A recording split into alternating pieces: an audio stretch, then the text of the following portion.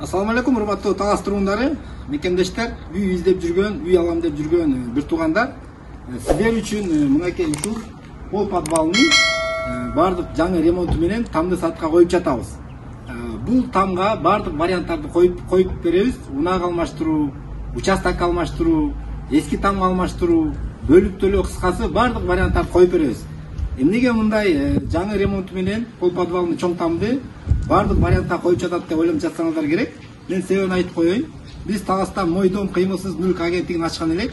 Ал агентствода биз бардык кызматтарды, үй сатып берүү, үйлөрдү алганга жардам берүү, ошондой эле реклама кылып берүү жана ошондой эле срочный выкуп менен үйлөрдү алуу кызматтары каралган. Ошондой варианттар менен бул там бизге келген эле. Бул ошол биздин Мой дом кыймылсыз мүлк агенттигинин балансында там. Биз сиздерге жеңилдик катары бардык шарттарды карап, сиздерге жеңилдик катары бардык варианттарыңыздарды көрүп сүйлөшсөк болот. Анда эмесе видеонун аягына чейин көрүңүздөр, бул үйдүн бардык маалыматтарын сизге тартып берейин.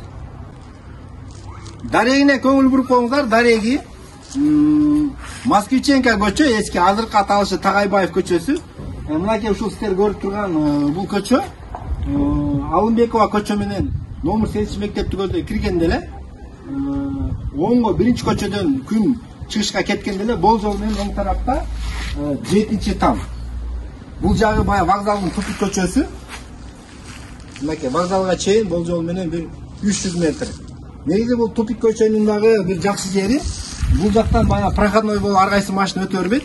Ушул жакта жашоочулардын эле машиналары кирет, бала чак ойногонго тынч болот. Инфраструктурасы боюнча мен сиздерге дагы айтып коеюн, бул жак мынакей номер 7 мектепке жакын, бул жак номер 5 мектепке жакын. Вокзалдан бардык Талас районуна кетүүчү таксилерге жакын, супермаркет Алтын газга жакын, аптекага жакын, бул жак больницага жакын, чоң жолго жакын. Кыскасы, бул жактын жайгашкан району аябай ыңгайлуу жерде. Мынакей туугандар, бул вороталар, забор баары жаңы коюлду. Аны эмесе жүрүңүздөр, иш жагынан баштайлы. Мынакей бул дуал, жидкий травертин. Бул бая союз убагындагы там туугандар. Асты фундамент, үстү болсо финский дом. Аябай кышында жылуу. Бул жагында топкага кетүүчү, топкага отун алып кириши ишиги бар. Ремонту толук бүтө элек. Эшин алдына брусчатка төшөш керек. Жана үйдүн ичиндеги жумуштар паркет салыш керек, эшик салыш керек, жана обой чапташ керек. Ушул жумуштар калды, калгандардын баары бүтүп калды. 90-95% жумуш бүтүп калды туугандар. Эшигине маани берип коюңуздар. Эшиги Мирай строй магазинден ушул 45 000 сомго ушул эшикти сатып алдык. Бул эшиктин ачылып жабылганына маани берип коюңуздар. Караңыздар. Холодильник ачылып жабылганда. Кымбат эшик негизи аябай жакшы болот экен. Ана кирдик анда.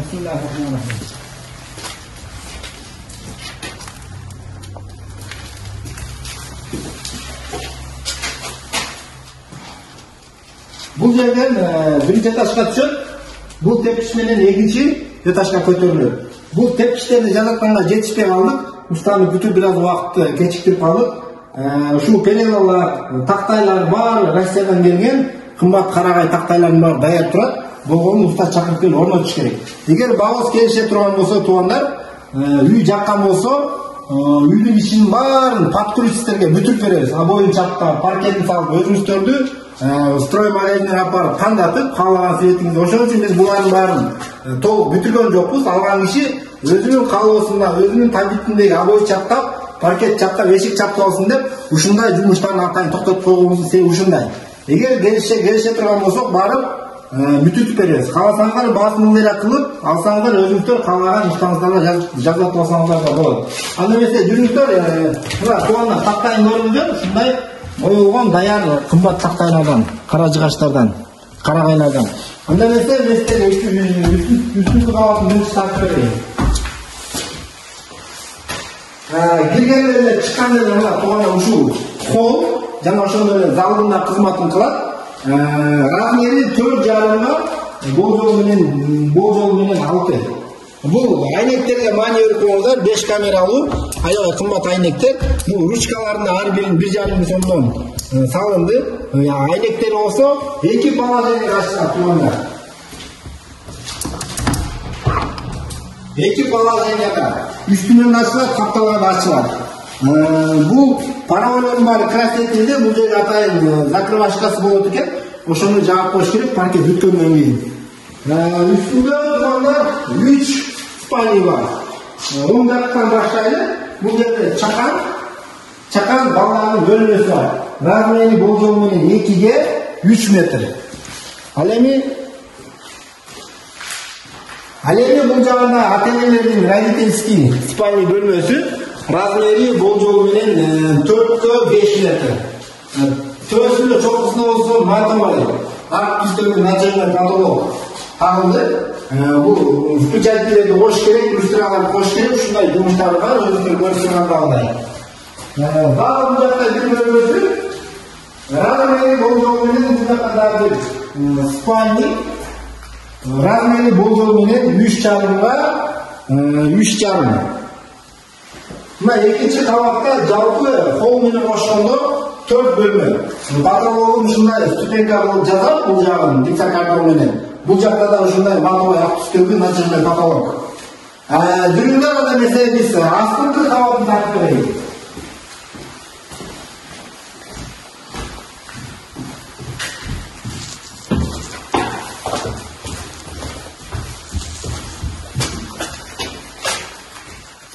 Астыңкы кабатта бул жакта кладовка, погреб менен, полкалар менен, размери 3,5га 2,5.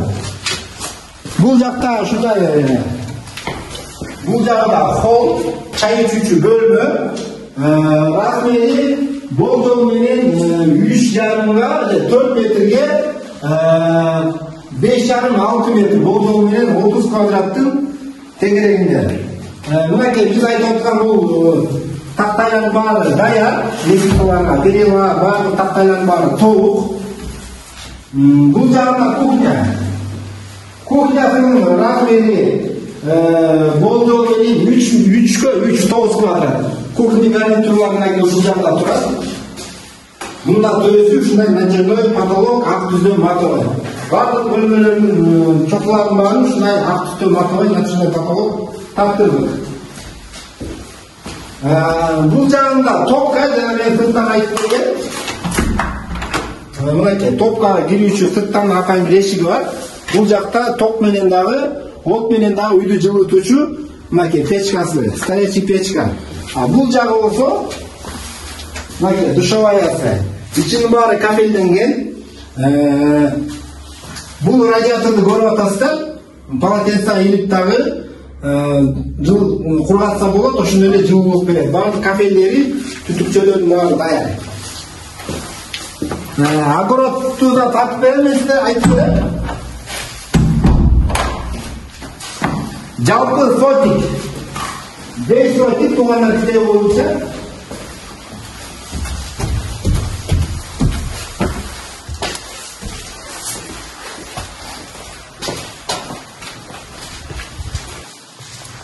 Бул жакта эски көмүрканаларды, сарайлардын баарын бустуруп, сүрдүрүп атайын тегистетип койдук.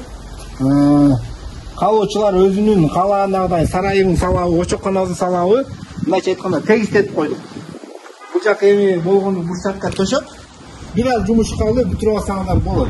Анда эмесе баазын айтып коелу туугандар, 55.000 AQSh долларын сурап жатабыз. Өзүңүздөр эгер келип үйдү көрүп жактырсаңыздар, өзүңүздөрдүн вариантыңыздарды сунуштап көрүңүздөр. Жакса, келишип калса, кимге буйрук болсо, мына ушул жаркыраган тамга келип эле кирип майда чүйдө иштерин бүтүрүп алсаңыздар да болот. Кааласаңыздар биз да бүтүрүп берсек болот. Туугандар, видеого лайк басып коюңуздар. Бул видеону группаларга үйүздөп жүргөн бир тууган досторуңуздарга жиберип коюңуздар. Бизди лайк басып колдоп туруңуздар. Оюңуздарды комментарийге калтырыңыздар. Келерки чыгышка чейин сак саламатта болуңуздар.